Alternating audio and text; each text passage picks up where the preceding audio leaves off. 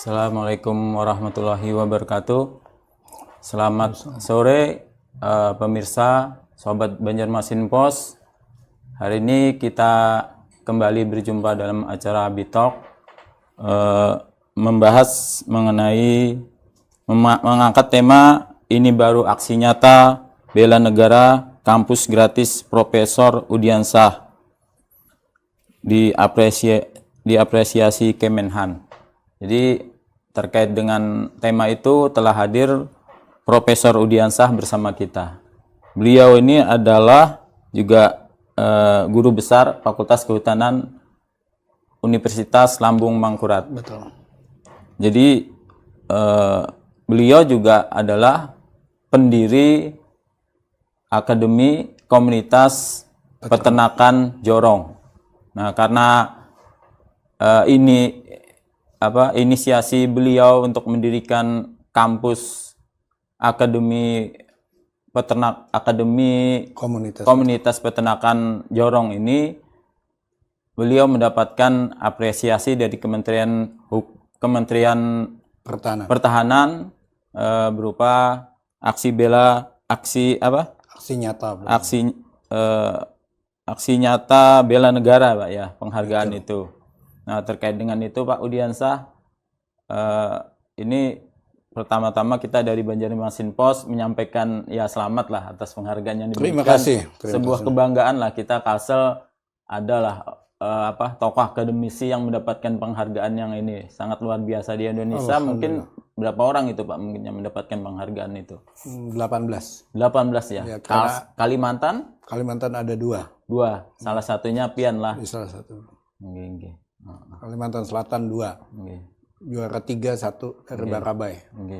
Nah, terkait dengan kampus ini, Akademi Komunitas Peternakan Jorong ini, kenapa sih Pak Udiansah tertarik untuk mendirikan kampus ini? Dan kabarnya itu yang salah satunya yang latar belakang sehingga Piannya mendapatkan penghargaan dari Kementerian Pertahanan itu adalah menggratiskan biaya pendidikan. Betul, tidak ada UKT lah, nol rupiah lah.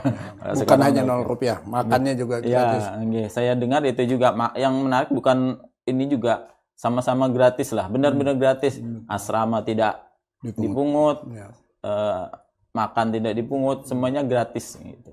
Nah, itu sampai lulus ya. Sampai lulus dari pendaftar sampai wisuda.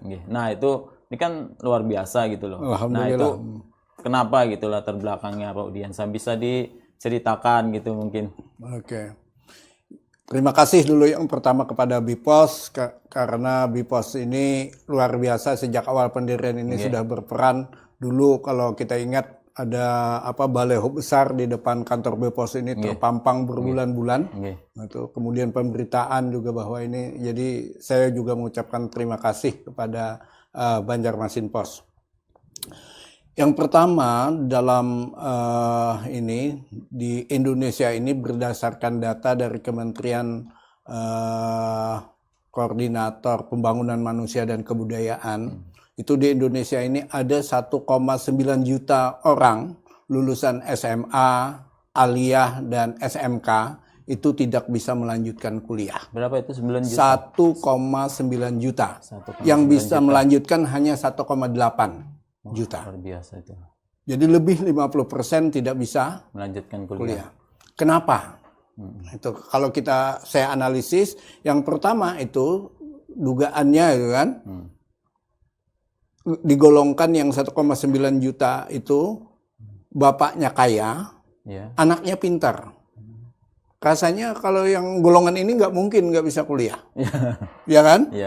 Yang kedua, bapaknya kaya, anaknya dilawannya pinter lah, apalah itu namanya. Nanti saya dikritik orang menyebut orang nggak ada orang bodoh itu katanya. Jadi pokoknya itulah gitu ya namanya. Kan rasanya juga nggak mungkin nggak bisa kuliah karena bapaknya kaya, gitu kan. Mau jalan apapun bisa ditempuh. Gitu. Ada uangnya. Ada uang. Yang ketiga, bapaknya miskin, anaknya pintar. Nah, ini masih juga ada peluang. Ada peluang untuk kuliah. Itu misalnya di perusahaan Adaro itu banyak beasiswa yang diberikan. Pemerintah sendiri banyak memberikan peluang untuk apa? Untuk kita bisa kuliah. Tapi golongan keempat sudah miskin, bungul pulang. Yang pas-pasan lah. Yang pas-pasan. Siapa yang bertanggung jawab terhadap ini? Atau itu. Nah, oleh karena itu satu alasannya. Nah, siapa yang bertanggung jawab? Oleh karena itu saya mau coba mengambil tanggung jawab ini. Yang kedua, kita itu di Indonesia ini impor sapi itu 1,7 juta ekor setiap tahun. 1,7 ya ekor. Juta ekor setiap tahun. Mungkin sekarang ya lebih 1 jutaan lah gitu. Mungkin menurun karena program pemerintah sudah mulai ini. Padahal negara kita ini luas banget ya. Masa nggak bisa memelihara sapi? Dokter-dokter peternakan banyak ya. Memelihara sapi nggak bisa. Kalau menjaga hutan mungkin masih agak susah lah gitu ya. Tapi kalau memelihara sapi rasanya nggak mungkin kalau nggak bisa. Kalau ada. Tuh. Yang ketiga, berdasarkan data, jumlah petani kita itu selalu menurun. Dari 33% menjadi 29%. Padahal kebutuhan pangan akan banyak dibutuhkan. Tapi petani milenial udah nggak ada. Umurnya yang petani yang sekarang tuh rata-ratanya itu 47 tahun. Sudah masuk lansia itu. Senja. Tapi kalau UNESCO kan enggak, FAO katanya 60 masih pemuda. Nah, 3 alasan itulah saya tergerak mencoba membuka mendirikan kampus ini. Ketika kalau ini berhasil kan, kita bisa mencetak mahasiswa, mahasiswa yang tidak mampu bisa kuliah. Kemudian kalau ini pengembangan sapi ini bisa berhasil, maka kita bisa mengurangi impor. Kemudian kalau alumni itu tadi bisa beternak, maka ini menjadi peternak milenial. Ini kalau kampus ini sendiri mulai tahun berapa mulai beroperasi, atau perjuangan Pian sebelum itu berapa tahun itu untuk bisa mewujudkan kampus ini, Prof? Saya mendirikan yayasan karena perguruan tinggi swasta itu kan harus ada yang namanya yayasan yang disebut dengan badan penyelenggara. Lalu kami mendirikan yayasan itu tahun 2020, September 2020. September 2020. Ya, alhamdulillah. Sebelum tanggal 15 Juli 2022, izin operasional dari Menteri Pendidikan, Kebudayaan, Riset dan Teknologi itu keluar untuk kampus kami ini. Terus 2002 itu udah mulai operasional? 2022 kami sudah menerima mahasiswa. Ada jumlah 5 orang mahasiswa. 5 orang. Terus itu memang benar-benar gratis semuanya itu? Gratis semuanya, tidak. Jadi mulai pendaftaran sampai wisuda gratis. Tidak dipungut apa-apa. Makannya gratis, asramanya gratis. Bahkan sepatunya pun kalau ada uang kami belikan, bajunya pun kami pinjemi kalau tidak bisa kami belikan. Ya itu. Nah, itu kalau menggratiskan kan otomatis perlu biaya untuk operasional kan, dosennya kan, kemudian praktisi yang membantu untuk pendidikan ini kan, pembelajaran di kampus ini. Nah, itu dari mana, Pian? Termasuk tadi untuk makannya kan itu perlu biaya, 1 hari aja anggap 1.000 lah 1 hari, atau 60 lah. Itu udah sebulan udah berapa kalau ini. Nah, itu gimana? Ya, yang jelas kalau saya sih sangat optimis karena kita di Indonesia ini pasti banyak orang baik yang ini. Salah satu di dosen kami saja, ketika kami bayar gajinya itu 3 juta sebulan.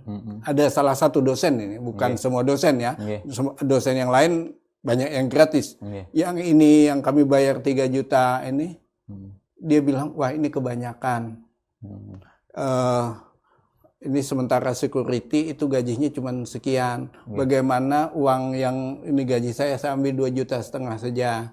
Yang 500-nya kasihkan untuk gaji security ditambahin. Oh. Wow. Itulah. Jadi dari situ, dari donatur tadi mungkin. Enggak, ya kalau saya kan kadang-kadang ya terus terang kalau ada saya ngamen di mana-mana itu dapat ini ya uang ngamen itu saya gunakan untuk itu. Untuk membiayai itu ya, untuk operasional tadi. Ya. Terus ada program-program khusus mungkin untuk strategi pian untuk supaya ini jalan gitu. Ya, memang seharusnya kami membentuk yang namanya generating income. Ya. Jadi unit usaha kampus itu. Apa? Mahasiswa itu diharapkan berkenan mau memelihara sapi. Iya. Nah, memelihara sapi, ngasih makan sapi, mengobati sapi.